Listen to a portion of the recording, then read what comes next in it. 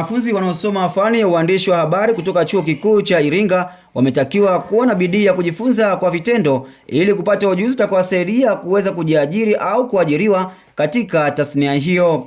Wito huo umetolewa na meneja uzalishaji wa vipindi Furaha FM, Noel Kagulu, akizungumza na wanafunzi wa mwaka wa kwanza wa fani ya uandishi wa habari baada ya kumaliza ziara kujifunza walipofika redioni hapo. Aidha, amesema ili kufikia malengo ya kila mtu aliyojiwekea kunahitaji bidii ya kutosha wakati wa kujifunza na kuzingatia maadili ya taaluma hiyo. Tunakuelekea sasa kwenye mfumo wa radio, mtu mmoja anafanya vitu zaidi ya 100. Kwa hiyo sije katokea unakaa kwenye radio ukijua kwamba mimi nitakaa kwenye habari tu.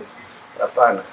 Kuna wakati utatakiwa uandae kipindi mwenyewe, utatakiwa ukae uandae script mwenyewe, utaingia kutangaza mwenyewe. Sio, unaelewa?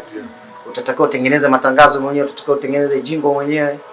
Kwa kipindi chako unatakiwa kiandae mwenyewe. Kwa upande wake, meneja wa Nuru FM Gerard Malekela amesema fani ya uandishi wa habari bado kuna fursa za kujiajiri na kuajiriwa, pia kunahitajika bidii ya kujifunza ili kufikia soko la ajira. Uandishi unalipa. Na whatever umeajiriwa kwenye kampuni, umeajiriwa kwenye shirika, lakini hata wewe mwenyewe ukiamua waza utafanyaje program ambayo itakuwa kwenye maudhui yako kwenye mtandao watu wataipenda.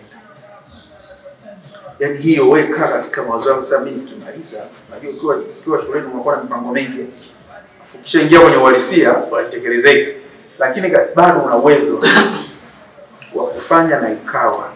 Wanafunzi katika ziara hiyo wamesema wamejifunza vitu vingi, ikiwemo namna kutuma vipindi mubashara na kuona vifaa mbalimbali ambavyo wanavisoma darasani.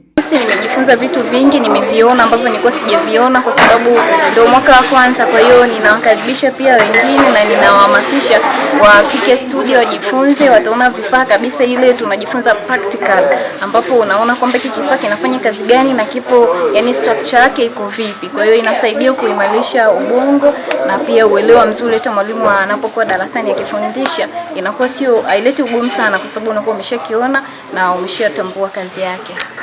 Lakini pia kikubwa ambacho nimejifunza kuhusu tasnia pia hii ya journalism, tasnia ambayo kama inakuhitaji mtu uwe very serious ili uweze kufanya mambo ya msingi, kwa maana ya kwamba kwenye soko la ajira competition iko ni very yani, kwa maana kwamba iko ni kubwa. Kwa hiyo tunahitaji pia kujituma sana kwenye kazi. Kama unafanya kitu fulani, pia na kushauri wewe ambao unaangalia sasa video hii, unatakiwa kuwa very punctual, kufanya mambo kwa wakati bila kulazimishwa na mtu, kwa sababu kwamba tasnia ya habari ni tasnia ambayo inaweza kukusaidia wewe kwa namna moja ama nyingine ukatimiza ndoto zako. Mimi ni Kailan Juma Rashid.